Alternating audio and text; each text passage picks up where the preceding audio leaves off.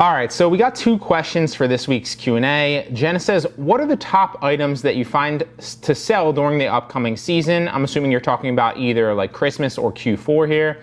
And do you have any items that you specifically watch to grab on liquidation and or wholesale based on specific trends? I.e., I know in the course you talk about times that you source textbooks indicated by school dates for, textbook season, obviously. So great question, Jenna. Honestly, believe it or not, I don't really change my sourcing strategies at all. I do slightly, and I'll talk about that here in a second. There's two examples of how I actually do that, and I'll talk about that here in a second.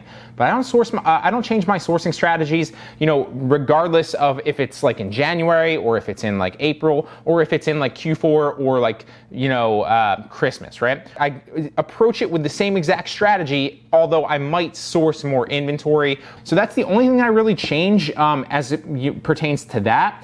Now, the two things that I do actually do differently, right? So for example, actually to tie it back into that first point, right? So for wholesale, if I'm moving into wholesale and I see a product that's selling well that I'm gonna buy, right? Let's say, for example, I'm gonna buy 100 units of that item, or let's go 200 units, right?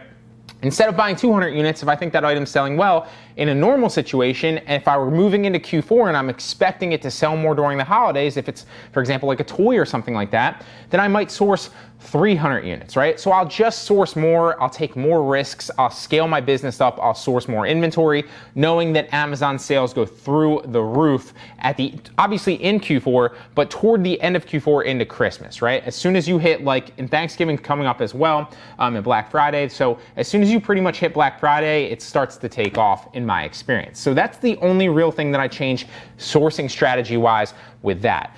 Now, there are two examples of times that obviously you said one of them, where I changed my sourcing strategy. So for books, I obviously source books all year round, but I source a lot of books before each textbook season, knowing full well that they're gonna sell more frequently, obviously, and at higher price points. So that's the first example. I source more books, obviously, like you said, pre-textbook season for both of the textbook seasons. And there's 3 textbook seasons actually, but the one's like a summer textbook season. It's very, very fast, and I don't really even focus on that one, right? So I source more textbooks pre-textbook season. And also, what I also do is I'll source a lot of wholesale all year round. I don't really kind of approach it this way anymore because I'm ungated in a lot of categories now. But what I used to do is I used to source a lot of wholesale all year round, but then pre-Q4 and pre-Christmas, right, I would reverse engineer kind of going to get ungated, right? So for example, we'll take EE Distribution, for example, right? That's in a wholesale company that you can apply for if you have a reseller's permit, and obviously utilize their invoices if you buy 10 plus of a quantity to get ungated for that brand on Amazon, okay? So for example, I always go back to the Barbie example. I remember last Christmas, I was in, I believe it was Walmart, and I saw on their clearance section, they had a ridiculous amount of Barbies for sale, all for like $2, right? And I scanned them just because I was there and I was bored. I was with my girlfriend, and I had the time, and I scanned them, and I think they're going for like 25 bucks on Amazon. They were selling for like $2 or like $3 at Walmart on the clearance section. And I was like, oh my God, I want these. But I couldn't get them, right? Because I wasn't ungated for Mattel, who I think makes Barbie at the time. I wasn't ungated for Mattel, so I couldn't get them and sell them on Amazon, right? So what my options were is I could either get them and sell them on Poshmark, eBay, Mercari, and hope that demand kind of trickles over to those platforms as well and that price point. Or what I could do is I could reverse engineer it, right? I could literally buy those Barbies, right? And then knowing full well that I can go back to EE Distribution, buy a cheap Mattel item, and I don't even need to make that much money on the Mattel item, right? If I buy 10 plus quantity, I think it was like it wasn't Uno, it was like Pick 4, it was some random game made by Mattel, and they were like $2.50 on EE Distribution, and I bought those, for example, I bought 10 of those, obviously 10 plus quantity of those to use the invoice, and boom, I sent it into Amazon, I got ungated to sell Mattel, and I was able to sell those Barbies, okay? So that's the only two ways that I kind of approach it differently. I either source more textbooks pre-textbook season, or I'll reverse engineer kind of my wholesale buys, knowing full well that I can go to a wholesale company, get ungated for that brand, and then sell something within a retail store if I see a steal of a deal, okay? But that's not something that I'm actively going out and doing. I'm not actively going out and sourcing from retail stores. That's why the course is obviously called Online Arbitrage Pro, not like Retail Arbitrage Pro.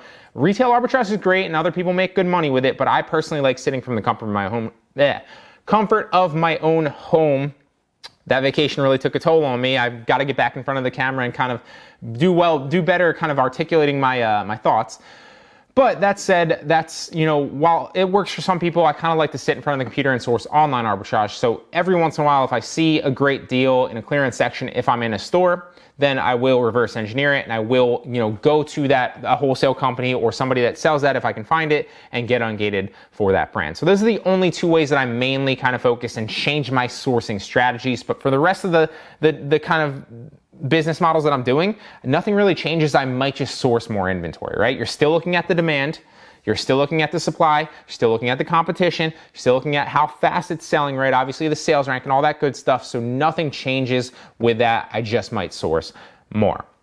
So next question is, my question is about the buy box. As a new seller, it's hard for me to compete with bigger sellers or better sellers than me. And there are some products that I couldn't sell for almost a month because of that. So in this case, should I lower my price or should I keep waiting? Since I also don't want to lower the price, but I want to sell the products at the same time. Also, what's my advice?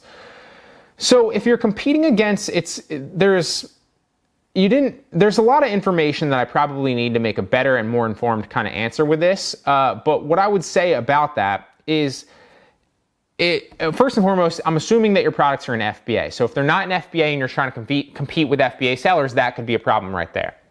Also, your metrics might not be that great compared to other sellers. So while you still can get the buy box and share the buy box, you might get it not as frequently as other sellers with better metrics than you, even if you have it in FBA, as they do as well, and even if your price is the same exact price as them. That said, you will still share the buy box there. So my best advice for you there would be match their buy box price, right? Assuming that you're both in FBA and you both have the same price, match their buy box price and be patient. And while you're doing that, focus on selling other things, right, as well, to improve your metrics. You don't need, let's say you're going up against like a really, really high rated seller. You don't need to be like all the way up there with like thousands and thousands of reviews, right, to meet their buy box price and actually share the buy box with them, right? But you definitely can't be all the way down here and expect to meet their buy box price or match their buy box price and also share the buy box with them at the same time, right? So it's kind of an ebb and flow. It's a balancing act. And I always tell people when they ask a question like this, or they ask a question of like, hey, I'm gated for a lot of books or a lot of potential brands, right? It's like, you need to start selling inventory. It sounds probably like you're a newer seller because you did say, as I'm a new seller. You need to sell some things, right? Because all you need to do is build that trust with Amazon to prove to them that you can service their buyers and service their customers, and then they'll slowly, A, ungate you for a lot of other brands automatically when you just request approval, and B, on top of that, you'll be able to match the buy box with other competing sellers because your metrics will be good and Amazon will trust you to give you those sales as well compared to other higher rated sellers. So you don't need to be all the way up here, right? But you definitely need to raise your metrics a little bit and start selling things. You can sell cheap books. I've gone in countless ways in the course of how you can get cheap books or free books even as well. Sell things around the house, literally anything that's gonna get you a sale, even if you make 10 cents on that.